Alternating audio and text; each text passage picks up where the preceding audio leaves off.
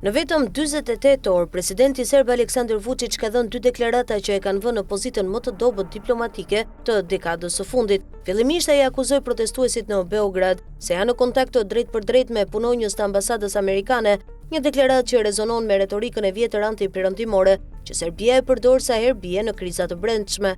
Dhe vetëm pak orë më vonë, presidenti del publikisht dhe shpreh se dikush nga jashtë nuk dëshiron që Serbia të ketë marrëdhënie më të mira me administratën e SBA-s, duke fajsuar në mënyrë të tërthort perëndimin për sabotimin e lidhjeve me Donald Trump. Kjo lojë me 2 anë tregon më shumë për hallin e tij të brendshëm sesa për ndonjë strategji reale gjeopolitike. Vučić sot nuk ka një politikë të jashtme, ai ka vetëm një taktik mbijetese, dhe kjo mbijetesë po mbështetet gjithnjë e më shumë në një narrativ të stërpërdorur, ku SBA del si armiku i brendshëm, organizatori i protestave, dirigjenti i destabilitetit. Kjo është e njëjta retorikë që regjimet autoritare përdorin kur dështojnë të kontrollojnë rrjedhën politike në vend. Faji është i të huajve, por kontradikta është e dukshme. Si mundet ambasada amerikane të jetë një herë sabotatore e stabilitetit dhe njëkohësisht, pala që Vučić kërkon marrëdhënie më të mira me të, këto deklarata janë sinjal alarmi për një lider që po humb terren. Të dyja janë bërë për audiencë të brendshme, në përpjekje për të shmangur goditjen që po vjen nga studentët,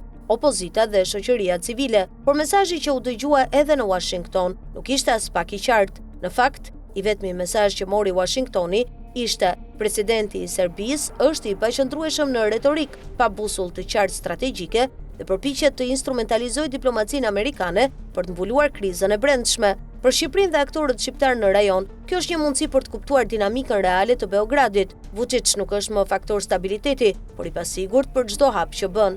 Një Serbi që tenton të përdorë SBA-n si alibi është më e dobët se sa një Serbi që përballet direkt me perëndimin. Kjo krijon hapësira për diplomaci të zgjuar shqiptare për të përforcuar aleancat me SBA dhe për të ekspozuar politikën e dyfishtë të Beogradit në forumet ndërkombëtare. Vučić sot është ulur në hoklicën e vjetër, në korridoret e shtëpisë së bardhë, jo për të negociuar, por për të mbijetuar. Dhe kjo është më shumë një tragjedi ballkanike sesa një lëvizje strategjike.